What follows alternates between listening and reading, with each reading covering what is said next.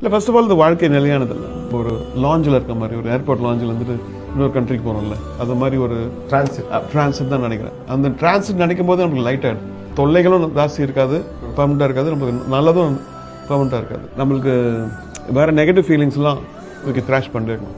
Hatred ஒரு jealousy ஒரு anything, வரி, சேட்னஸ், அது போடும்போது நம்மளுக்கே I think you feel good. ஆனால் அது எப்படி சார் போடுறது?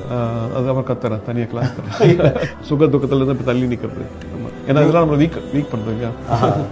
சின்ன வயசில் எங்கள் அப்பா இருந்துட்டார் தெரியும், அப்புறம் எங்கள் பாட்டி இருந்துட்டாங்க, அப்புறம் நான் ஒரு நாய்க்குட்டி வச்சுருந்தேன், நாய் இருந்துச்சு. எல்லாமே போனவுடனே அப்புறம் நினச்சா எதுவுமே நிலையானது இல்லை. ஸோ எது பிடிச்சாலும் அது வந்து நம்மக்கிட்ட போயிடுது இல்லையா. சப்போஸ் சின்ன வயசில் வந்து எனக்கு ஒரு எக்யூப்மெண்ட் ஒன்று வாங்கிட்டு வந்தேன். அந்த எக்யூப்மெண்ட் வந்து எனக்கு எப்போ வரும்ன்ட்டு வெயிட் பண்ணும்போது அது வரவே வரல. அதுக்கப்புறம் ஒரு மாதிரி ஒரு ரெண்டு செஷன் வந்தவுடனே அதை நெக்ஸ்ட் டைம் மார்னிங்கில் லேண்ட் ஆயிடுச்சு. இது வந்து ஒரு கடவுளாக பார்த்து ஒரு எக்ஸசைஸ் மாதிரி கொடுத்துருக்காரோன்னு தெரியல. ஸோ தள்ளி இருக்கும்போது I think every thing you